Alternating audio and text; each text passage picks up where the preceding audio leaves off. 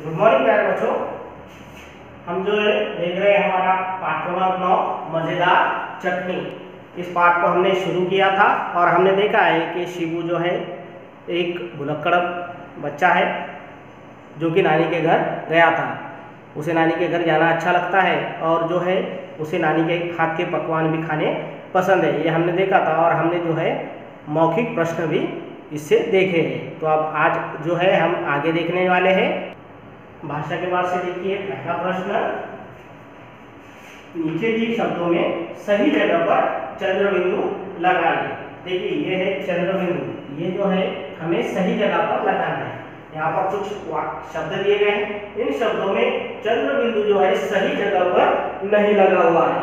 हमें जो है पहले जो है चंद्र बिंदु को सही जगह पर लगाना है। तो देखिए ये है बताओ, शब्द बोलता है बताओ। तो ये जो बताओ शब्द में जो चंद्र बिंदु है ये सही जगह पर नहीं है। तो बताओ इस शब्द में ता के ऊपर जो है चंद्र बिंदु लगता है क्या?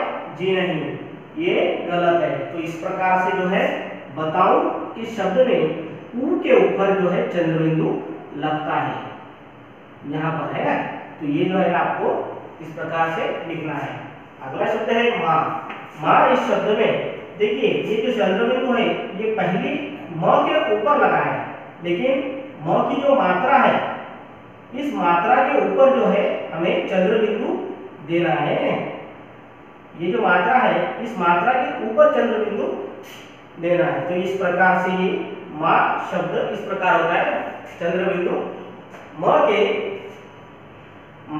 जो मात्रा है उसके ऊपर लगती है।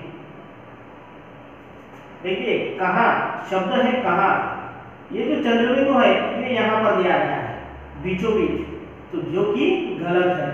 और सही कैसा है? इस प्रकार है कहाँ, ह की जो खड़ी पाई है इसके ऊपर जो है जो ये मात्रा है इसके ऊपर जो है चंद्र बिंदु लगता है। आपको भी इसी प्रकार करना है। ये कहूंगा शब्द है, तो कहूंगा इस शब्द में चंद्र बिंदु क के ऊपर नहीं आता है। तो कहूंगा इस शब्द में चंद्र बिंदु कहाँ आता है? ह के ऊपर आता है ना, कहूंगा। इस प्रकार से ये शब्द है। आगे देखिए, पढ़िए, समझिए और लिखिए। यहाँ पर कुछ शब्द दिए गए हैं, उन्हें पढ़ना है और हमें समझना है। देखो बच्चों, यहाँ पर जो शब्द दिए गए हैं ये कुछ शब्द है जो कि हमें पहले पढ़ना है और उसके बाद समझना है। देखिए यहाँ शब्द दिया गया है नानी, शब्द कौन सा है? नानी। और अगला शब्द दिया गया है नाना। क्या दिया गया है? नाना। मतलब क्या है? एक शब्द जो है स्त्री की दशा दर्शाता है और दूसरा शब्द किससे हमें दिखाता है? कौन सा शब्द होगा? वो पुरुष है। तो ये जो स्त्री और पुरुष ये जाति के दो शब्द है, तो ये क्या है? लिंग है। क्या है? लिंग। और लिंग के कितने भेद है? दो भेद है। कौन थे? मुख्य स्त्रीलिंग और पुल्लिंग। स्त्रीलिंग और पुल्लिंग, ये दो लिंग होते हैं। और इन ये जो शब्द दिए गए हैं इनमें भी कुछ ऐसे ही स्त्रीलिंगी और पुल्लिंगी शब्द दिए गए हैं। अगर हमें स्त्रीलिंगी शब्द दिया गया है तो उसका जो पुल्लिंगी शब्द है उसके आगे लिखना है, और अगर हमें पुल्लिंगी शब्द दिया गया है तो हमें स्त्रीलिंगी शब्द लिखना है। तो देखिए माता पिता, माता इस शब्द का ये जो है स्त्रीलिंगी शब्द है और पिता ये क्या है? पुल्लिंगी शब्द है। मौसी, मौसी क्या है? स्त्रीलिंगी शब्द है और मौसा ये जो है पुल्लिंग शब्द है। दादी ये जो है स्त्रीलिंग शब्द है और दादा ये जो है पुल्लिंग शब्द है। मामा ये जो है पुल्लिंग शब्द है और मामी ये स्त्रीलिंग शब्द है। भाभी ये जो है स्त्रीलिंग शब्द है और भैया ये जो है पुल्लिंग शब्द है। चाचा ये जो है पुल्लिंग शब्द है और चाची ये क्या है? स्त्रीलिंग शब्द है। काका ये जो है पुल्लिंग शब्द है और काकी क्या है? स्त्रीलिंग शब्द है। इस प्रकार से ये शब्द है। मतलब क्या है? हमें इससे ये पता चला है कि लिंग जो है दो लिंग होते हैं, कौन से?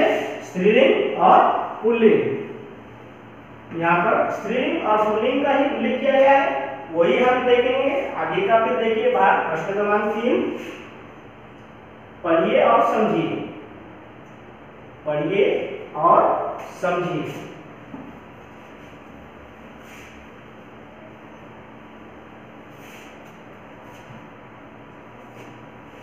पढ़िए और समझिए। नानी ने दाल चावल मिलाकर कुछ बनाया था। नानी ने दाल चावल मिलाकर कुछ बनाया था। तो यहाँ पर था, ये जो है रंगीन शब्द है। आगे देखिए, माँ ने खट्टी मीठी चटनी बनाई थी। माँ ने खट्टी मीठी चटनी बनाई थी। आगे है, क्या दाल चावल अलग अलग बनाए थे? प्रश्नवाचक चिन्ह आगे थे, ये जो है रंगीन शब्द है।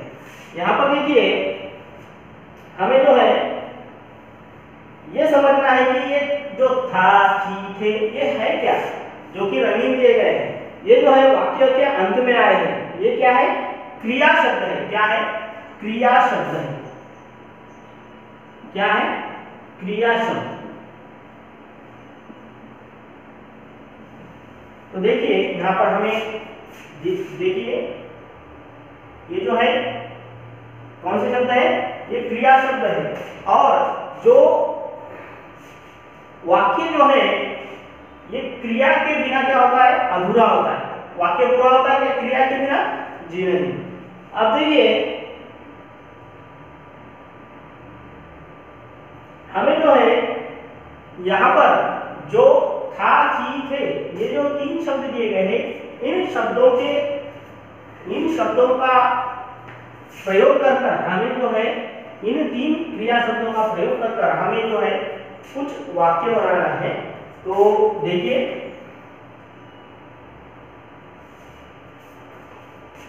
अब आप तीन ऐसे वाक्य बनाइए जिसमें था, थी, थे का प्रयोग हो।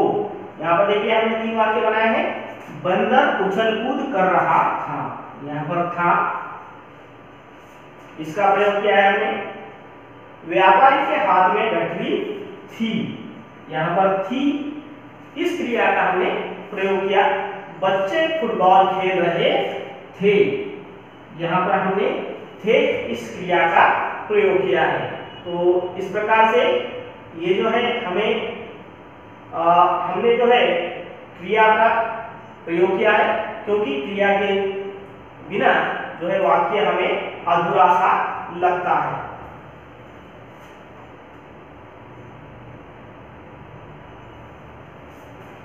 अब देखिए,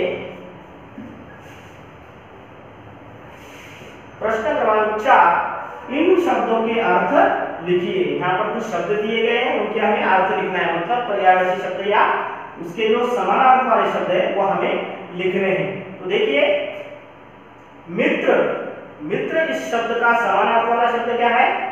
दोस्त। क्या है? दोस्त। अगला शब्द है खुशी। खुशी इस शब्द का समानार्थक वाला शब्द है प्रसन्नता। खुशी इस शब्द का समानार्थक वाला शब्द कौन सा है? प्रसन्नता। अगला शब्द है स्वादिष्ट। स्वादिष्ट इस शब्द का समानार्थक वाला शब्द कौन सा है? मजेदार। मजेदार। अगला शब्द है भुलक्कड़। भुलक्कड़ इस शब्द का समानार्थक वाला शब्द कौन सा है? भूलने वाला। भुलक्कड़ यानी क्या? भूलने वाला। इस तरह से जो है ये पाठ हमने देखा है, इसके आगे का जो भाग है वो हम हमारे अगले वीडियो में देखेंगे। ठीक है।